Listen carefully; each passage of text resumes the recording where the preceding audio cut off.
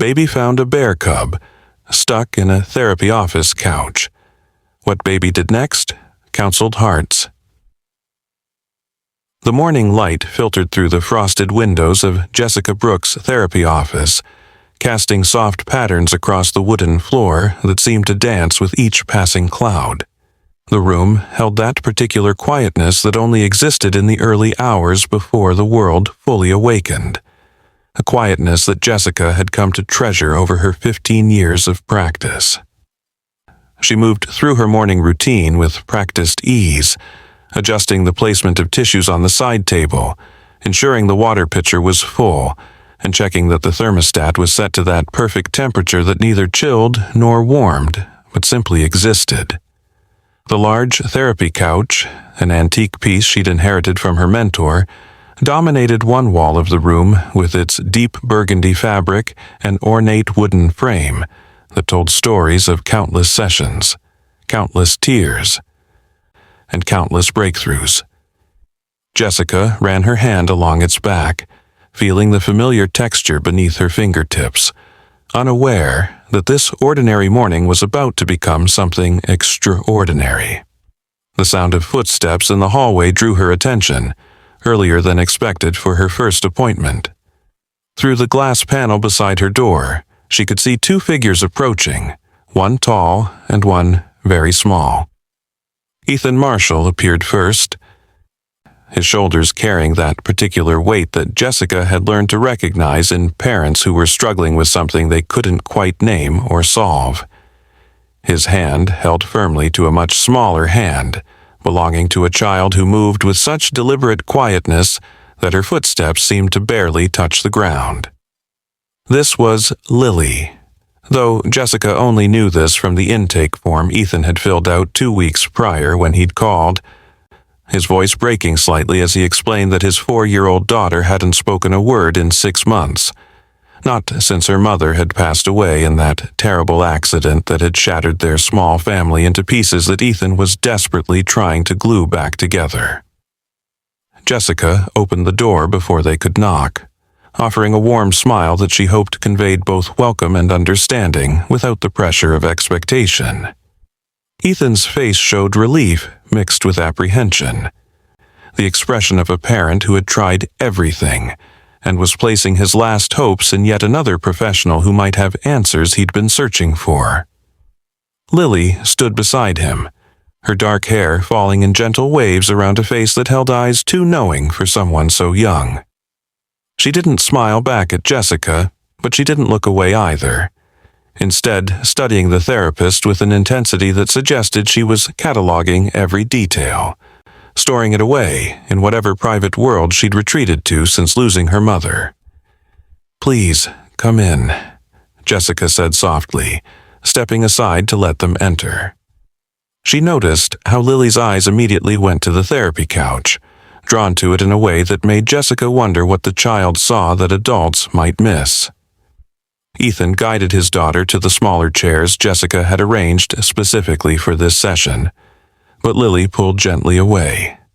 Not in defiance, but with a purpose that seemed to surprise even her father. She walked slowly toward the couch, her small hands reaching out to touch the fabric. And that's when they all heard it. A sound so soft and unexpected that at first Jessica thought she might have imagined it. It was a whimper, barely audible, coming from somewhere that shouldn't have been able to produce any sound at all. The three of them froze, each processing this impossibility in their own way.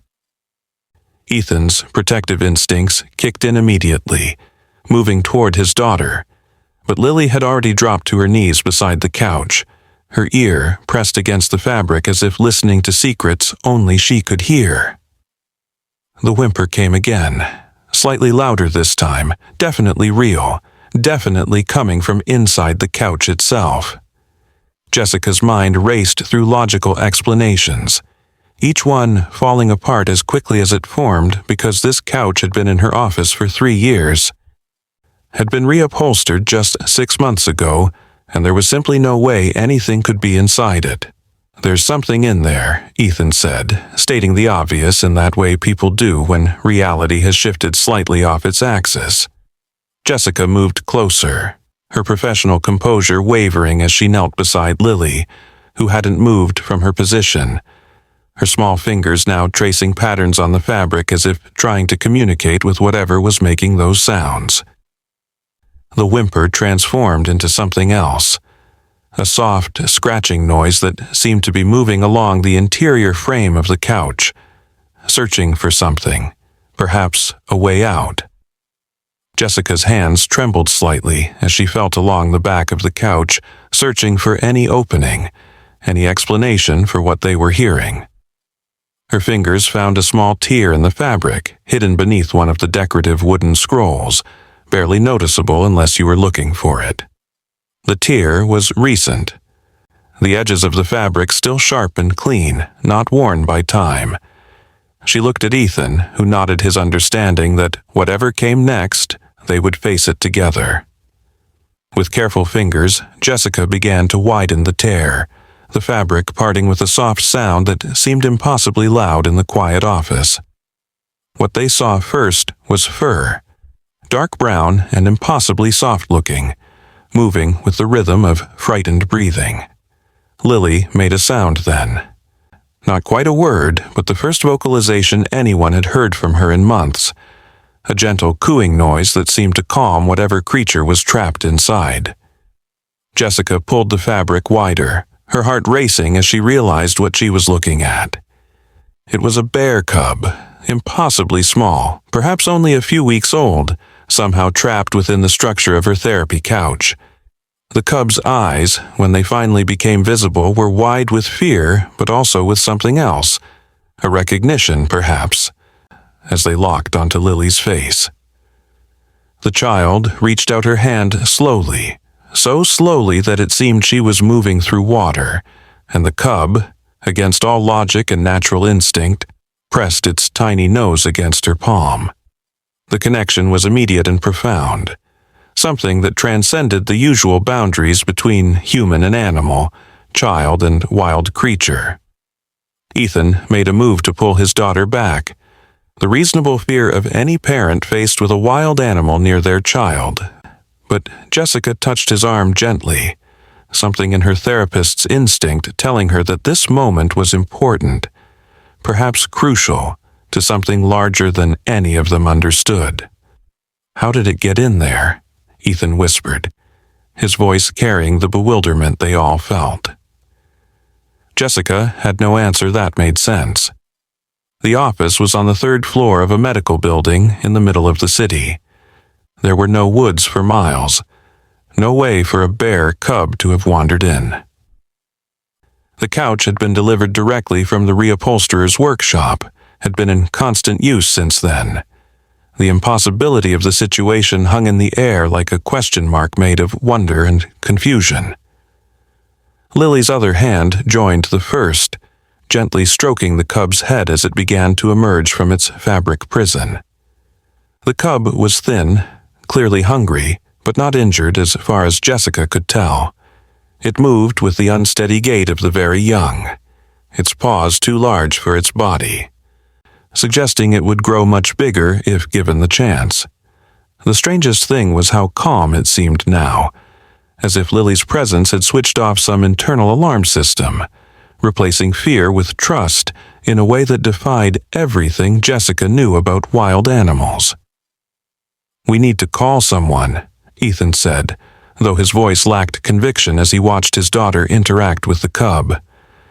"Animal control, or the zoo, or—" His words trailed off as Lily looked up at him, her eyes filled with a plea that needed no words. The cub had curled against her lap, its breathing already evening out into something approaching sleep, as if it had been waiting for just this moment, just this child, to finally feel safe enough to rest. Jessica found herself making a decision that went against every professional protocol she'd ever learned. "Let's wait," she heard herself saying. "Just for a little while. Let's see what happens." She couldn't explain why she felt this was the right choice, only that something in the way Lily and the cub had connected suggested that interrupting it now would be breaking something fragile and important. Ethan looked uncertain, but didn't argue, perhaps recognizing that his daughter was more present, more engaged than she'd been since the accident. They sat in a circle on the floor, the three humans and one small bear, as the morning light continued its journey across the room. The cub slept, occasionally making small sounds that Lily seemed to understand, responding with gentle touches that kept it calm. Jessica found herself thinking about all the theories she'd studied about healing, about connection, about the ways trauma could lock someone inside themselves, and how sometimes the key to unlocking that prison came from the most unexpected places. She used to love animals, Ethan said quietly, his eyes never leaving his daughter, before everything happened. We had a cat, Mr. Whiskers. He died just a week after Sarah. He couldn't finish the sentence, but he didn't need to. The compound loss was clear, the way grief had piled upon grief, until even a 4-year-old's voice had been buried beneath its weight. The counselor we saw before you said getting another pet might help, but Lily wouldn't even look at the animals at the shelter. It was like she'd shut that part of herself off completely. But she hadn't shut it off, Jessica realized as she watched the child with the cub. She'd been protecting it, keeping it safe from more loss, more pain, and somehow this impossible cub, appearing in this impossible way, had found a crack in those defenses. The cub stirred, its eyes opening to look directly at Lily, and the child did something that made both adults catch their breath. She smiled, a real, genuine smile that transformed her face from a mask of careful nothing into the face of a child who had remembered what joy felt like. The next hour passed in a strange bubble of peace that none of them wanted to break. The cub woke fully, explored the office with Lily as its constant shadow, investigated Jessica's bookshelf with particular interest in a stuffed owl that sat on the lower shelf, and eventually settled back against Lily's lap as if it had always belonged there. Ethan had relaxed enough to sit back in his chair, though his eyes tracked every movement, ready to intervene if necessary. But it never was necessary. The cub showed no aggression, no fear, only a curious contentment that seemed to radiate outward, affecting all of them. "We still need to figure out what to do," Jessica finally said, though she said it gently, not wanting to shatter the spell that had fallen over her office. "We can't keep a bear cub here. There must be someone missing it, somewhere it belongs." But even as she said it, she wondered if that was true. The cub's appearance defied logic so completely that perhaps logic wasn't the right tool to apply to the situation. Lily looked up at her father, and for the first time in 6 months she opened her mouth with clear intent to speak. "Please," she whispered, the word cracked and rough from disuse but unmistakably real. "Please, Daddy." Ethan's eyes filled with tears that he didn't try to hide. Reaching out to pull his daughter into his arms, careful not to disturb the cub that seemed to understand, this was an important moment and stayed perfectly still. Jessica felt her own eyes burning, witnessing this breakthrough that no traditional therapy technique had managed to achieve. "We'll figure it out," Ethan promised his daughter, his voice thick with emotion. "We'll figure it out, baby." He looked at Jessica over Lily's head, a mixture of gratitude and bewilderment in his expression. "I don't understand any of this, but she spoke. She actually spoke." The wonder in his voice was mixed with something else, a hope that had been absent when he'd walked in that morning, a possibility that maybe, just maybe, they could find their way back from the darkness that had swallowed them.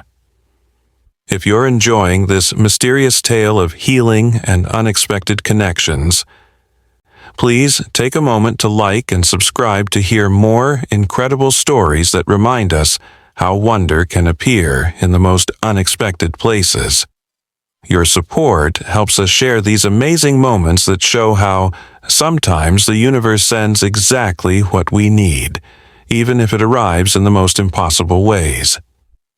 The cub made a sound that was almost like laughter, a huffing noise that made Lily giggle, actually giggle, the sound filling the office like music that had been missing from a symphony. Jessica found herself making mental notes, not for any case file but for herself, about the power of unexpected connections, about how healing sometimes came wrapped in fur and impossibility. She thought about all the children she'd worked with over the years, all the traditional methods and techniques, and how sometimes the universe had its own prescription for healing that didn't come from any textbook. "There's a wildlife rehabilitation center about an hour from here," Jessica said slowly, thinking out loud. "I know the director, Michael Hayes. He's unconventional. He might have some ideas about where this little one came from and what we should do." She watched Lily's face carefully as she spoke, seeing the fears creep back in at the thought of separation. "But maybe we could visit together, see what he thinks. Would that be okay?" Lily nodded slowly, her arms tightening slightly around the cub, which responded by nuzzling closer to her. It was clear that any solution would have to take into account this bond that had formed, this inexplicable connection that had already produced more progress than months of traditional therapy. Ethan pulled out his phone, then put it away, then pulled it out again, clearly struggling with the practicalities of the situation. "I should call work," he said, though he made no move to actually do it. "Tell them I'll be late, or not coming in. I don't even know what to tell them. My daughter found a bear cub in her therapist's couch and now she's talking again." He laughed, a sound that held an edge of hysteria. "They'll think I've lost my mind." But he was smiling as he said it, the first real smile Jessica had seen from him, as if the absurdity of the situation had somehow freed him from the weight of trying to make everything make sense. The cub decided at that moment to explore again, padding over to Ethan's feet and looking up at him with those impossibly expressive eyes. Ethan froze, unsure what to do, until Lily made an encouraging sound, and the cub seemed to take that as permission to climb awkwardly into his lap.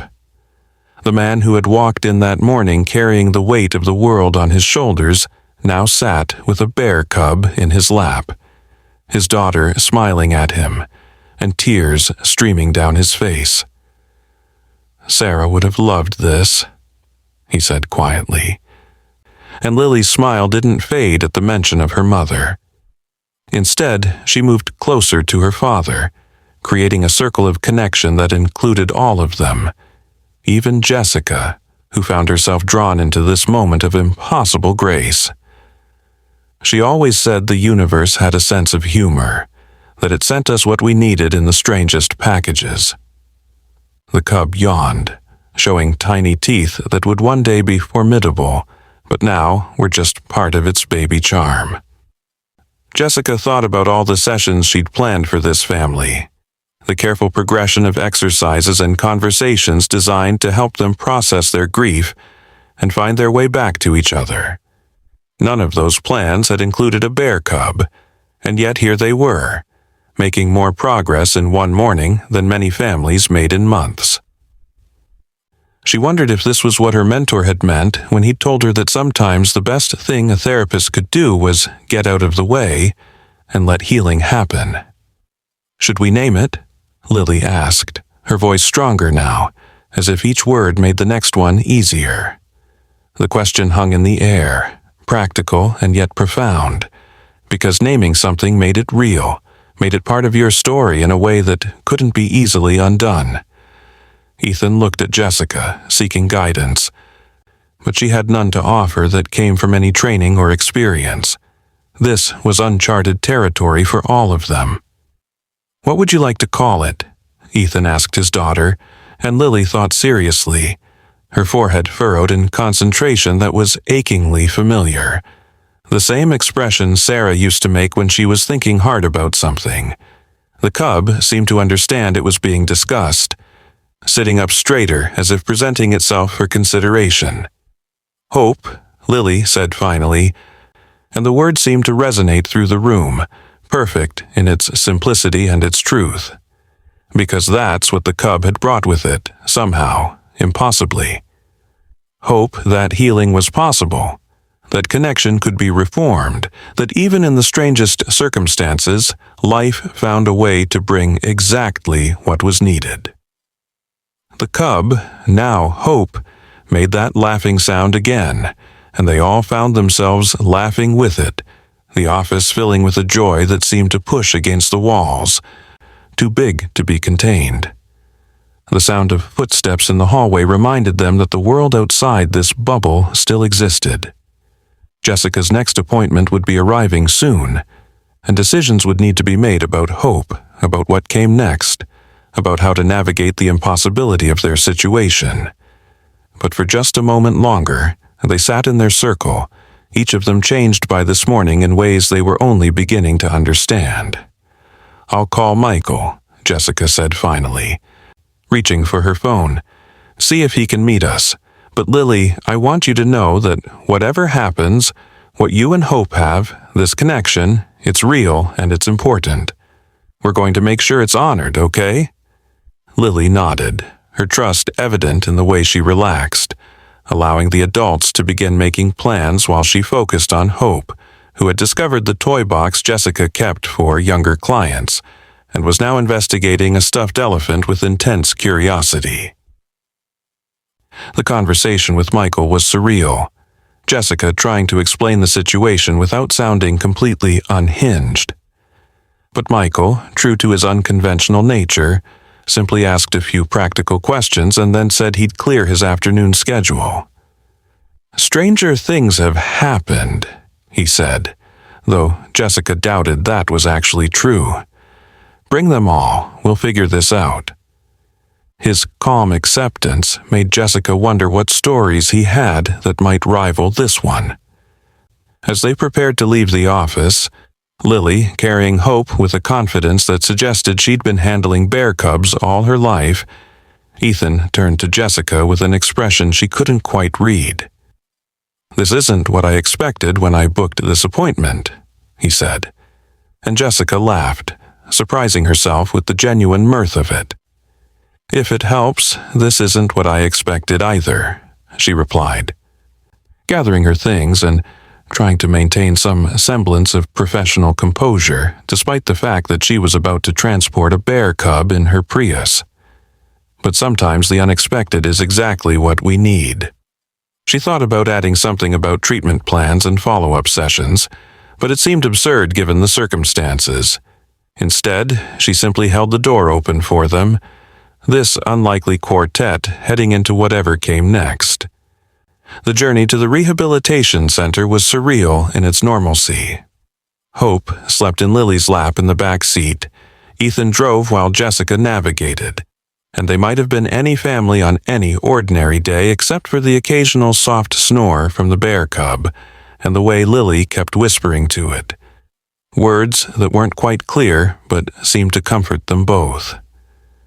The city gave way to suburbs, then to the edges of wilderness where Michael had built his center, a place that existed in the margin between civilization and wild, which seemed appropriate given their current situation.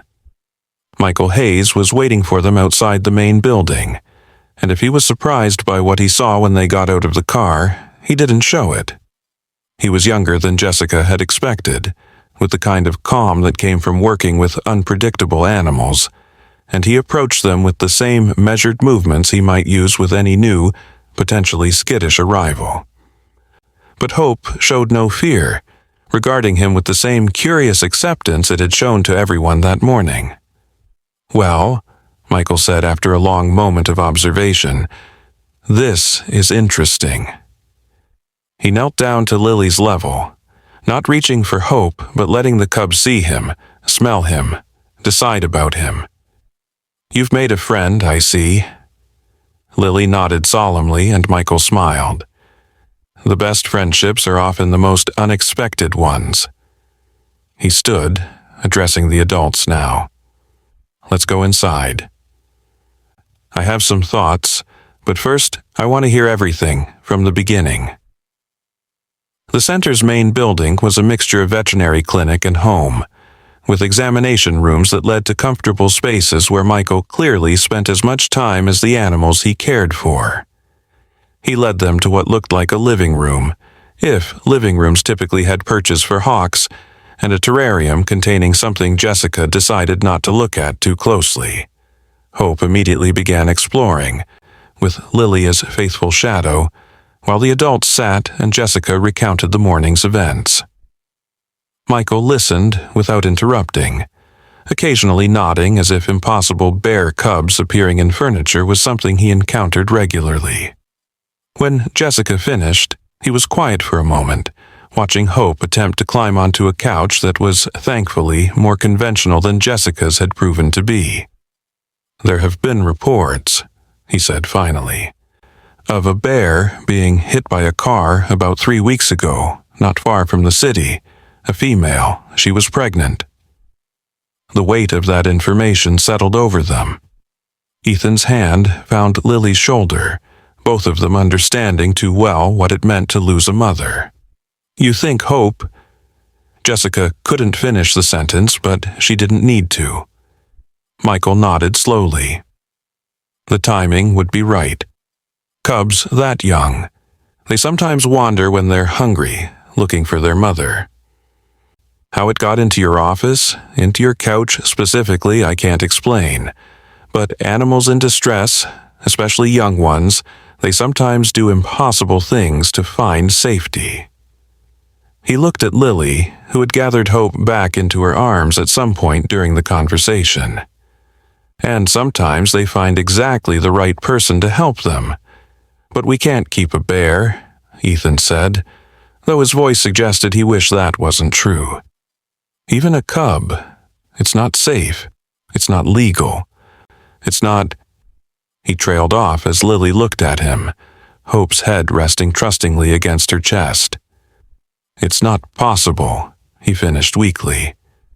Michael stood and walked to a window that looked out over the center's grounds, where various enclosures housed animals in different stages of rehabilitation.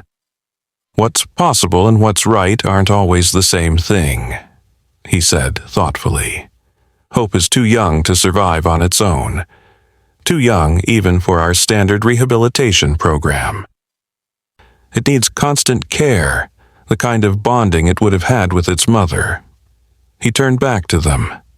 I've seen a lot of unusual things in my work, but I've never seen a bond form this quickly or this strongly between a wild animal and a child. What are you saying? Jessica asked, though she thought she already knew. Michael was going to propose something unconventional, something that matched the unconventional nature of their entire situation. She could see him working through the logistics in his mind, the practical considerations wrestling with what he was observing right in front of him. I'm saying that maybe we need to think outside the traditional boxes here, Michael replied. Lily, would you like to learn how to take care of Hope? It would be a big responsibility. You'd have to come here every day after school, learn about bear behavior, help with feeding, cleaning, all of it. And eventually, when Hope is old enough, you'd have to help teach it how to be a bear, how to be wild enough to return to where it belongs. Lily's eyes widened, and she looked at her father with a mixture of hope and uncertainty that was heartbreaking in its vulnerability. Ethan was clearly struggling, the practical parent in him at war with the father who had just heard his daughter speak for the first time in 6 months. Every day? He asked, and Michael nodded. At least for the first few months. Cubs this young need constant care, but... And here Michael smiled. I could use an assistant. Someone to help with the other animals, too. The pay isn't much, but it would cover gas and give you both something to focus on besides. He gestured vaguely, but they all understood he meant besides grief, besides loss, besides the empty spaces in their lives. "You're offering me a job?" Ethan asked, surprise evident in his voice. Michael shrugged. "I'm offering you both a chance to help Hope while Hope helps you. It's not conventional, but then nothing about this situation is." He looked at Jessica. "And I'd want you to stay involved too. This kind of emotional connection, the therapeutic aspect of it, that's not my expertise. But together, maybe we can figure out something that works for everyone." The room fell silent, except for Hope's contented breathing and the distant sounds of other animals in the center. Jessica watched the family that had walked into her office that morning, broken and silent, now sitting with possibilities spread before them like a map to somewhere new. It wasn't the kind of therapy she'd trained for, but she was beginning to understand that healing rarely followed the paths laid out in textbooks. "Yes," Lily said, her voice clear and certain. "Yes, please." And then, as if a dam had broken, words poured out of her. "I'll learn everything. I'll take good care of Hope. I'll help with all the animals. I promise I'll do everything right. Please, Daddy, please, can we do this?" The rush of words after so much silence was overwhelming, and Ethan pulled his daughter close, Hope squeaking a mild protest at being squeezed between them. "Okay," Ethan said, his voice rough with emotion. "Okay, we'll try. We'll figure it out as we go." He looked at Michael, then at Jessica. "I don't know how to thank you both. This morning I thought, I didn't know if we'd ever find our way through this. And now—" He couldn't finish, but he didn't need to. They all understood that something had shifted, that an impossible morning had opened a door to possible tomorrows. Michael became all business then, showing them around the center, explaining the care Hope would need, the feeding schedule, the gradual introduction to outdoor spaces, the careful balance between maintaining the human connection that would keep Hope alive and fostering the wild instincts that would eventually allow for release. Lily absorbed every word, asking questions that showed she understood this was serious. This was real. This was not just about keeping a pet, but about saving a life and eventually letting it go. "The letting go will be the hardest part," Michael said gently, making sure Lily understood. "In maybe 8 months, maybe a year, Hope will be ready to return to the wild. Can you do that? Can you love something enough to let it go when it's time?" It was a profound question for anyone, but especially for a child who had recently learned how suddenly and finally things could be taken away. Lily looked at Hope, who was now investigating Michael's bootlaces with intense concentration, then back at Michael. "Mommy used to say that love means wanting what's best for someone, even if it's not what's best for you," she said quietly. "Hope needs to learn to be a bear. I can love Hope and still let Hope be what it's supposed to be." The wisdom in those words, clearly remembered from her mother, made all the adults exchange glances over her head. They spent the rest of the afternoon at the center, working out practical details, setting up a schedule, watching Lily help Michael prepare Hope's first proper bottle feeding. The cub took to the bottle eagerly, its tiny paws wrapping around Lily's hands as she held it, and the sight was so endearing that even Michael, who must have seen countless such feedings, smiled at the picture they made. Ethan took photos with his phone. The first photos Jessica had seen him take that weren't tinged with the desperate quality of trying to hold on to something slipping away. As the sun began to set, painting the sky in shades of pink and gold that seemed too perfect for such a strange day, they prepared to leave. Hope would stay at the center for now, in a special enclosure Michael had prepared near the main building where Lily could easily visit. The parting was harder than expected, Lily clinging to Hope until the very last moment, whispering promises to return tomorrow, to never forget, to be the best helper Michael had ever seen. "You know," Michael said as they were leaving, "I've been doing this for 10 years, and I've never seen anything quite like this. It makes me wonder if sometimes the universe arranges things, puts the right souls together at the right time." He looked at Jessica. "Your couch might have been the portal, but I think this was always going to happen, one way or another." The drive back to the city was quiet but not empty. Lily sat in the back seat, occasionally murmuring to herself, practicing the things Michael had taught her about bear care.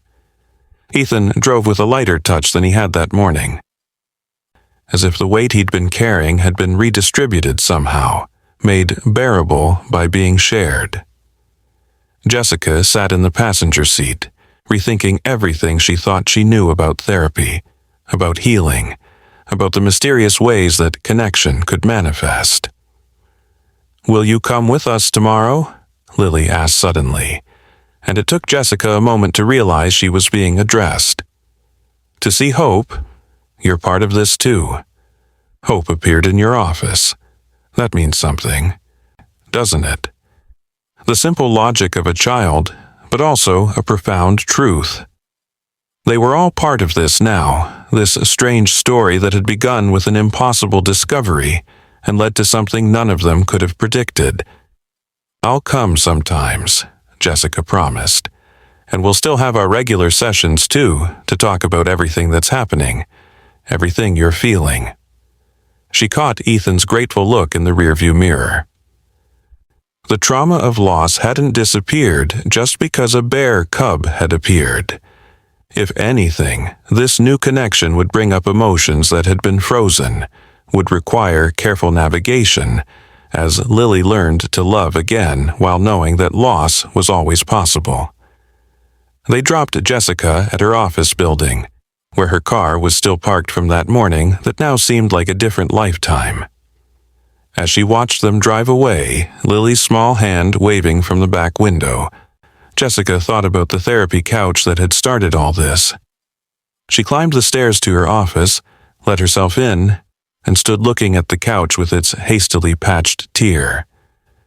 Tomorrow she would have it properly repaired, but tonight she just sat on it, thinking about mysteries and miracles and the unexpected ways that healing sometimes arrived.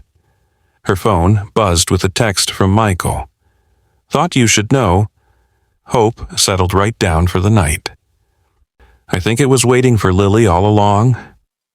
Attached was a photo of the cub, curled up with one of Lily's sweaters that she'd insisted on leaving behind, peaceful in sleep. Jessica found herself smiling, then laughing, then crying a little at the absurd beauty of it all.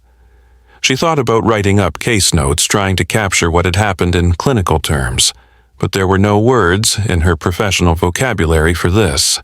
Instead, she pulled out a personal journal she kept in her desk, one where she wrote about the moments in her practice that defied explanation, that reminded her why she'd become a therapist in the first place. She wrote about Lily's first words in 6 months, about Ethan's tears of relief, about a bear cub named Hope that had somehow found its way into exactly the right place at exactly the right time. She wrote about Michael's immediate understanding, about the plan they'd made that broke every conventional rule, but felt absolutely right. As she wrote, she thought about her mentor, who had given her the couch and who had always told her that the best therapists knew when to follow the rules and when to throw them out the window. "Trust the process," he used to say, even when the process looks nothing like what you expected. She wondered what he would have made of today, and thought he probably would have loved it, would have seen it as proof that healing was an art more than a science, a mystery more than a method. The office was fully dark now, except for her desk lamp, and Jessica finally closed her journal and prepared to leave. As she locked the door behind her, she paused, thinking she heard something. But it was just the building settling, the ordinary sounds of an ordinary evening. The extraordinary had already happened, had already changed 4 lives in ways that were just beginning to unfold. Tomorrow Lily would return to the center. would begin learning how to care for Hope, while Hope taught her how to care again. Ethan would start his unexpected job, finding purpose in something he never could have imagined. And Jessica would continue to hold space for all of it. This therapist who had learned that sometimes the best therapy had nothing to do with anything taught in graduate school. The weeks that followed took on a rhythm that felt both strange and perfectly natural. Every afternoon, Ethan would pick up Lily from school and drive to the rehabilitation center where Hope would be waiting, always seeming to know exactly when they would arrive. The cub grew rapidly, its fuzzy baby fur giving way to the sleeker coat of a young bear, but its attachment to Lily never wavered. If anything, it grew stronger, more complex, evolving from simple dependency to something that looked remarkably like friendship. Jessica visited twice a week, ostensibly for therapy sessions, but really to witness and support this unusual healing process. She watched Lily bloom like a flower that had been waiting for exactly the right conditions. The child, who had been silent for 6 months now, chattered constantly, telling Hope elaborate stories while she prepared its meals, explaining her day at school while cleaning its enclosure, singing soft lullabies when it was time for Hope to sleep. Ethan often stood watching, tears in his eyes, as his daughter became herself again, or perhaps became a new version of herself, one who had known loss but had learned that love was still possible. Michael became an integral part of their unusual family, teaching Lily not just about bear care, but about all the animals at the center. She proved to have a natural gift, a way of understanding what the animals needed that went beyond training or instruction. "She listens with her heart," Michael told Jessica one afternoon, as they watched Lily working with an injured hawk, her movements slow and deliberate, her voice soft and reassuring. "Most people have to learn that. She just knows." The story of Hope and Lily began to spread, first through whispered conversations at the center, then through social media posts that Michael carefully curated to protect their privacy while sharing the remarkable bond. People began visiting the center just to catch a glimpse of the girl and the bear, though Michael was strict about limiting contact. This was not a zoo, he reminded visitors. This was a rehabilitation center, and Hope's eventual return to the wild was always the goal, even as that goal seemed both necessary and heartbreaking. One afternoon, about 3 months into their arrangement, something extraordinary happened. Jessica was there for one of her regular visits when Lily was working with Hope on what Michael called wild skills, teaching the bear to forage, to be wary of certain sounds, to understand the boundaries between human and wild spaces. Hope had been reluctant, more interested in playing with Lily than learning these crucial lessons, when suddenly it stopped, its head turning toward the forest that bordered the center. Another bear had emerged from the tree line, an adult female who stood watching Hope with an intensity that made everyone freeze.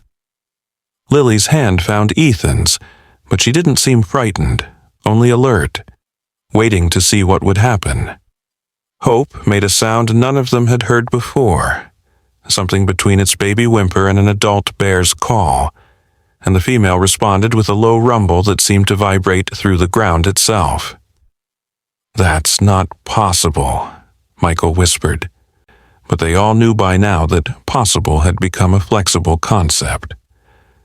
The female bear took a few steps closer, still outside the fence but close enough that they could see the scars on her side, old wounds that had healed but left their mark.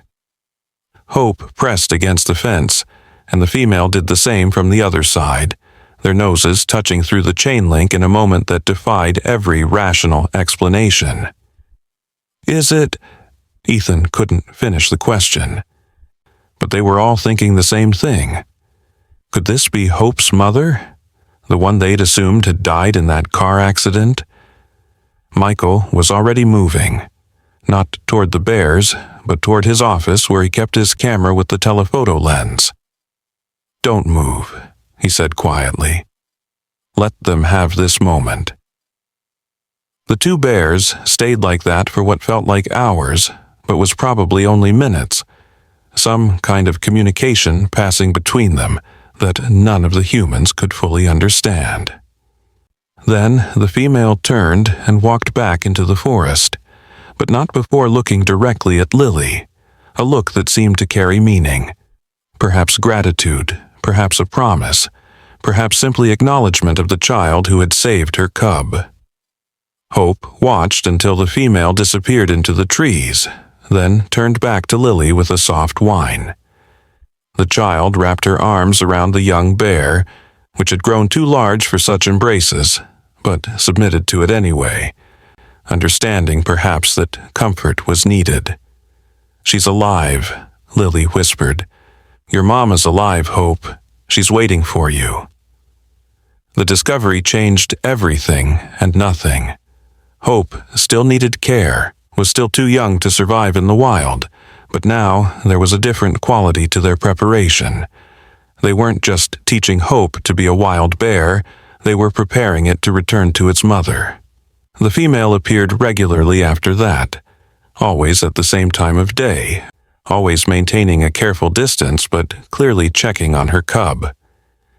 Michael set up cameras and documented everything, calling it one of the most remarkable cases of animal behavior he'd ever witnessed. "She must have been injured, but not killed," he explained to them one evening as they reviewed the footage. Separated from Hope, probably disoriented from the accident. She's been recovering, likely in the deep forest, and somehow found her way here. He shook his head in wonder. The odds of this, it's like lightning striking the same place, not twice, but 3 times. Lily took the news with a maturity that surprised everyone. "Hope needs to go back to her," she said simply when asked how she felt about it. "That's what's supposed to happen. Babies are supposed to be with their mamas." The words carried weight, given Lily's own loss, but she said them with conviction. She understood something about love and letting go that most adults struggled to grasp. The timeline moved up. Michael estimated that with the mother waiting, Hope could be released sooner than originally planned. They began intensive preparation, teaching Hope to respond to the wild calls they recorded from its mother, to forage for the foods it would find in the forest, to be wary of humans other than their small, trusted circle. It was heartbreaking to watch Lily deliberately creating distance, teaching Hope that not all humans were safe, that the wild was where it belonged. Ethan struggled more than his daughter with the approaching separation. "She's losing something else," he told Jessica during one of their sessions. "After everything she's already lost, how is this fair?" But even as he said it, he knew the answer. This was different. This was a choice, a gift they were giving Hope, not something being taken from them. It was love in action, the hardest kind of love that put another's needs first. The release date was set for early autumn, when the forest would be full of food for Hope to forage, and the weather would still be mild enough for adjustment. The female bear, who Lily had named Sarah after her mother, continued her daily visits, each time coming a little closer, the reunion clearly anticipated by both mother and cub. The local news got wind of the story, and Michael had to post security to keep people from interfering with what he called one of nature's most beautiful corrections. 2 weeks before the scheduled release, something unexpected happened. Lily arrived at the center for her daily visit to find Hope agitated, pacing its enclosure and making distressed sounds. The female bear was at the fence, closer than she'd ever come before, and she too seemed upset. Michael was already there, trying to understand what was wrong, when Lily suddenly pointed to the forest behind Sarah. "There," she said, and they all saw it. A tiny form stumbling out of the underbrush. Another cub, even younger than Hope had been when they found it, clearly in distress. Without thinking, Lily was through the gate of Hope's enclosure, Hope right beside her, both moving toward the fence where the new cub had collapsed. The female bear, Sarah, did something then that went against every instinct. She stepped back, allowing Lily to approach her baby. Careful, Michael warned, but he too was moving forward, recognizing that something extraordinary was happening. Lily reached through the fence and gently touched the cub, which was breathing but clearly weak. Hope made soft sounds, almost like it was translating, bridging the gap between human and bear. Sarah watched intently but didn't interfere as Michael quickly assessed the situation. "It's malnourished," he said quietly. "Maybe separated for a day or two, but not longer. We need to get it inside, get it fed." He looked at Sarah, the wild bear who should have been attacking them for approaching her cub, but instead seemed to understand they were trying to help. "This is unprecedented," he murmured. Then louder, "Ethan, get the small carrier from the clinic. Jessica, call Dr. Martinez. Tell her we need her here now. Lily, keep doing whatever you're doing because it's working."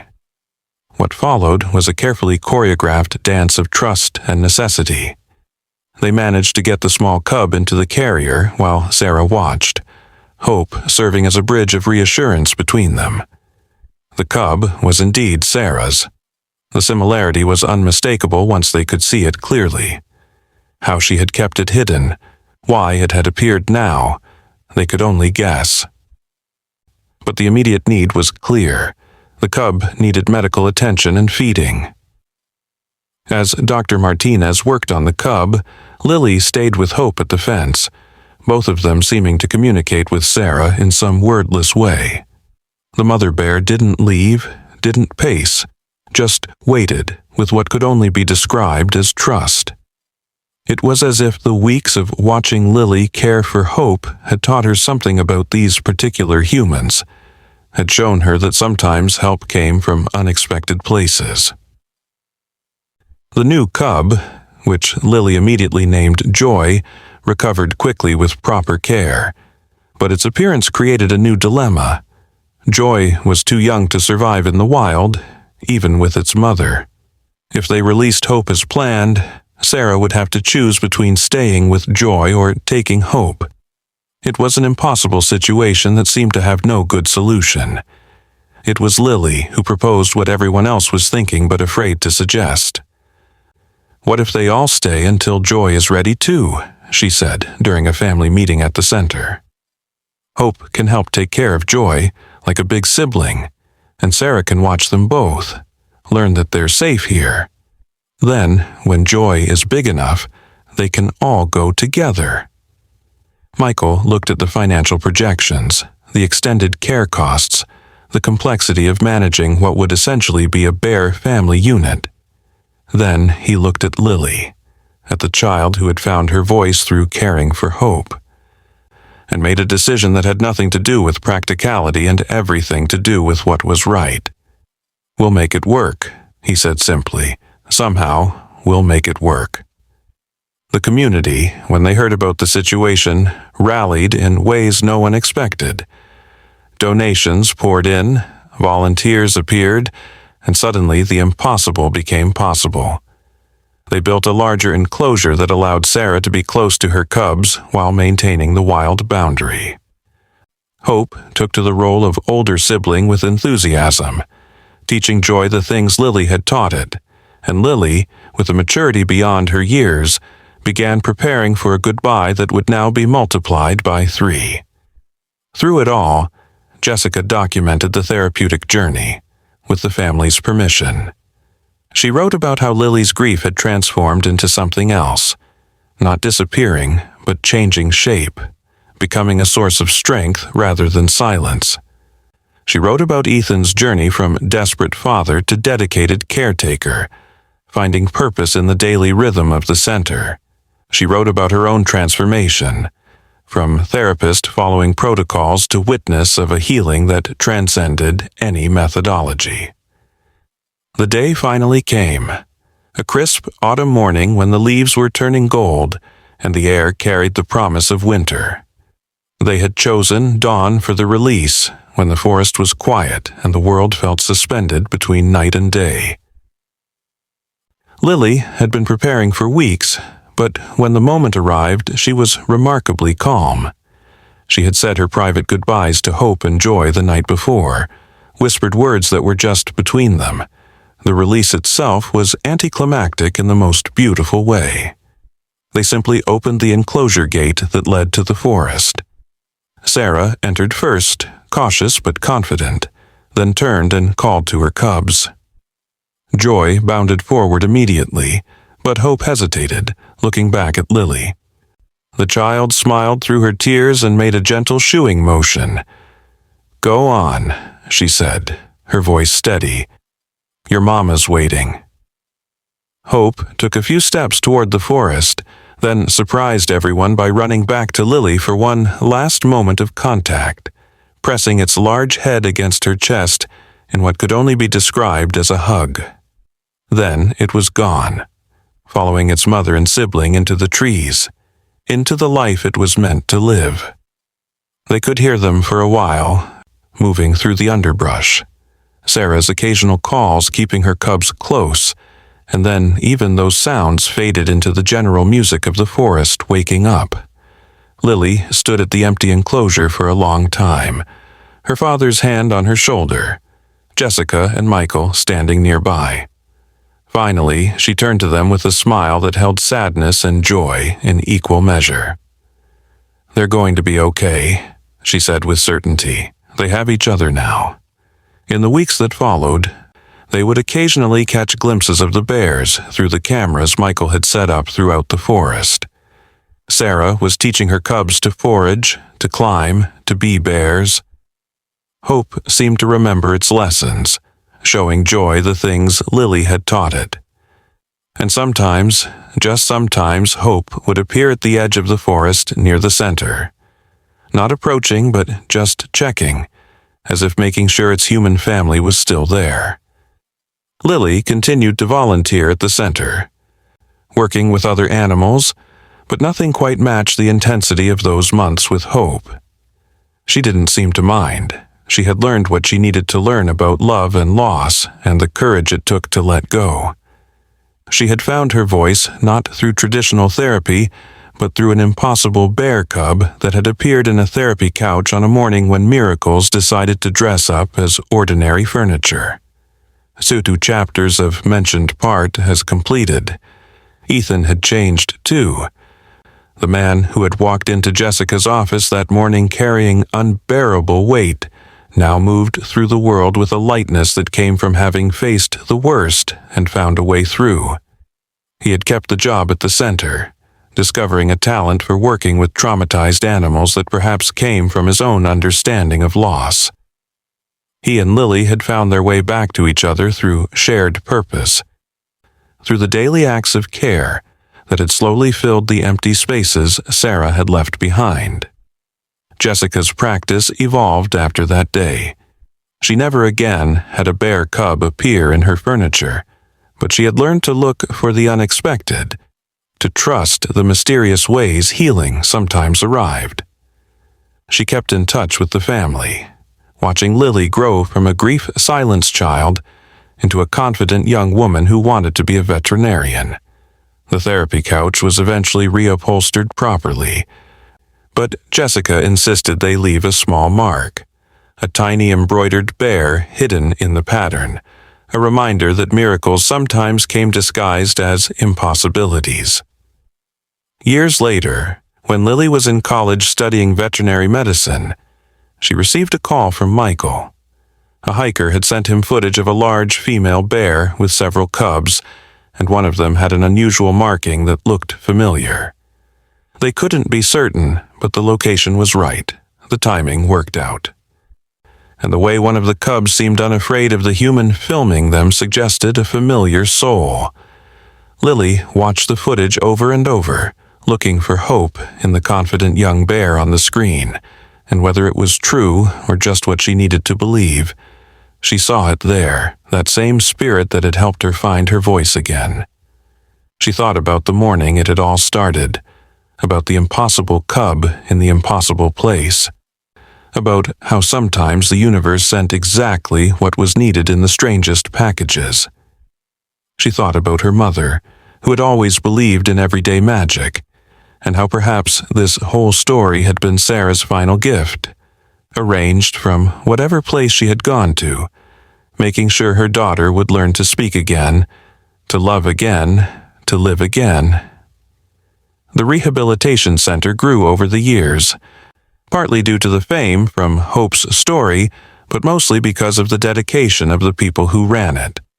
Michael expanded the programs, bringing in troubled youth to work with injured animals, creating their own healing through caring for others. Ethan became his right-hand man, the person who understood intuitively which child needed which animal, who could see the connections waiting to be made.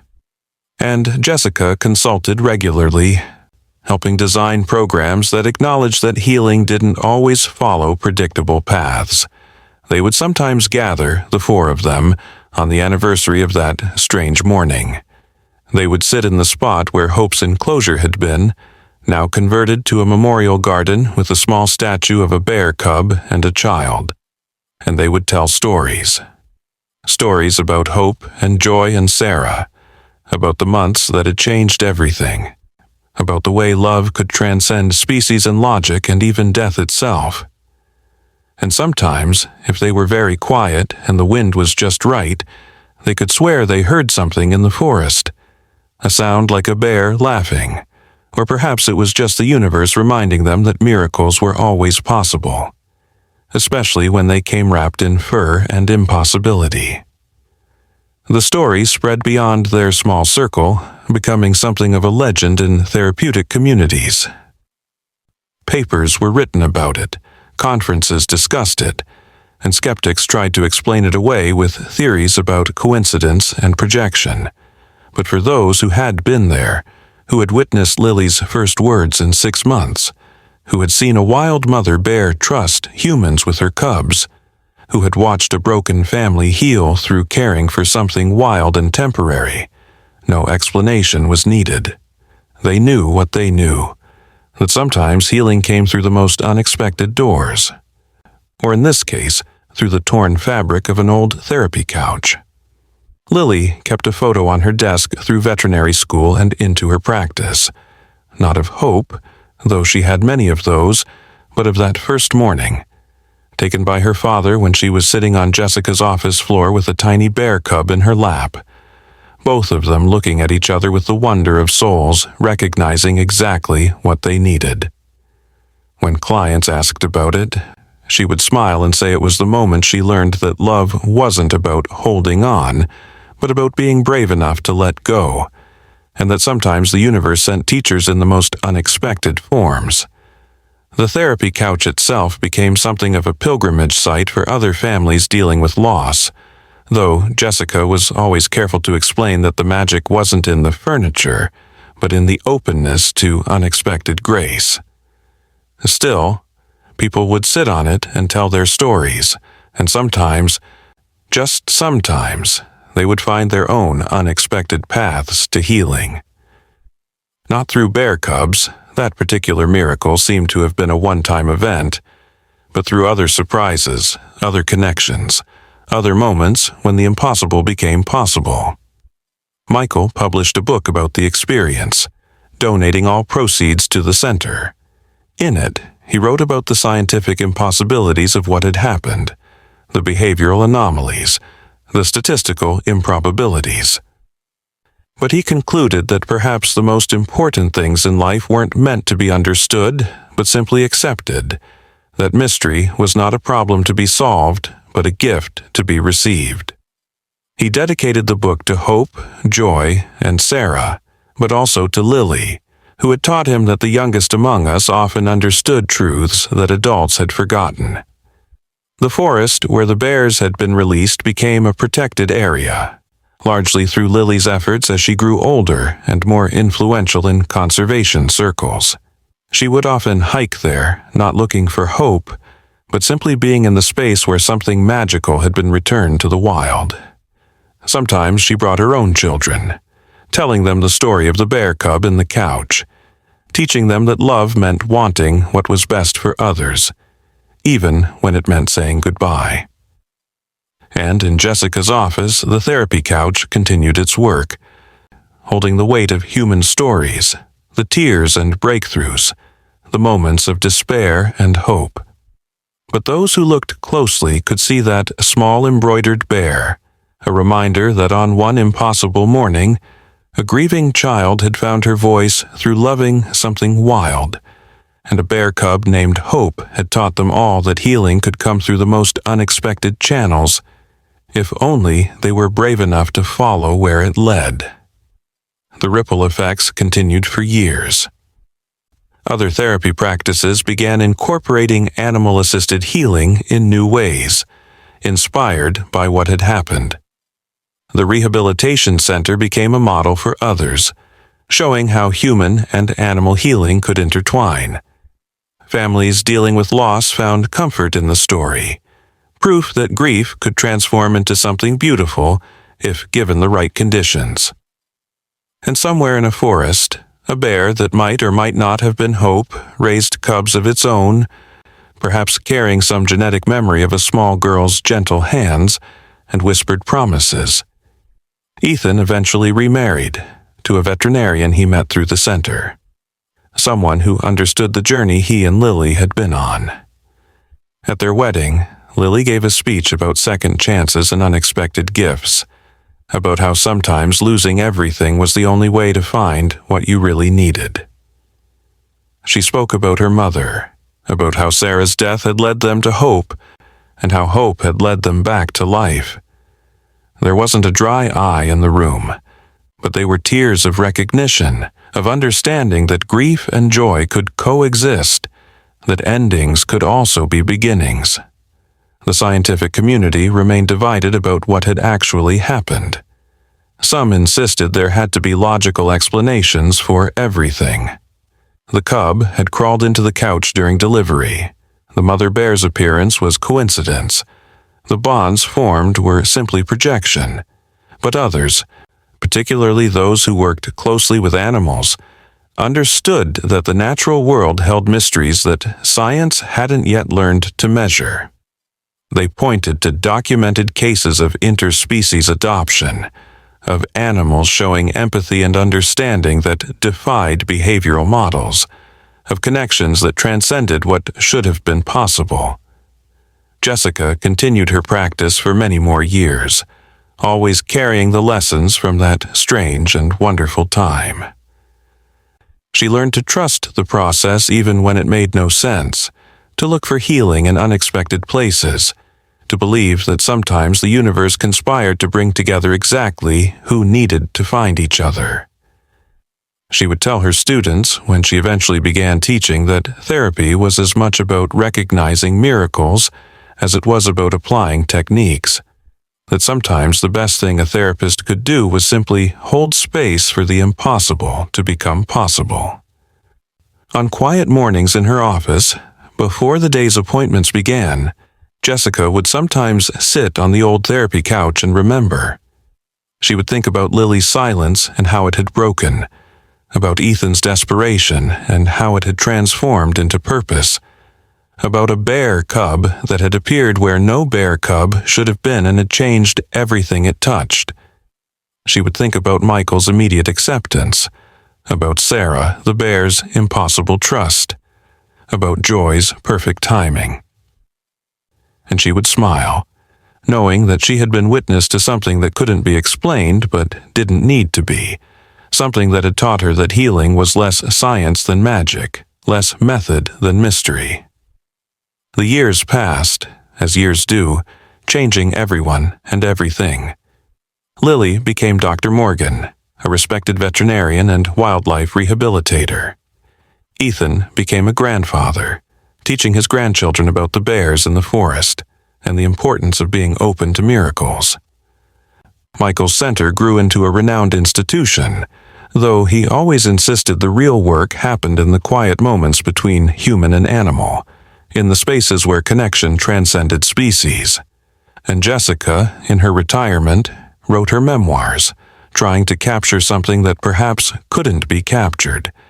The feeling of that morning when impossible became possible, when a bear cub in a couch became the catalyst for resurrection. But the truest testament to what had happened wasn't in any book or paper or memorial.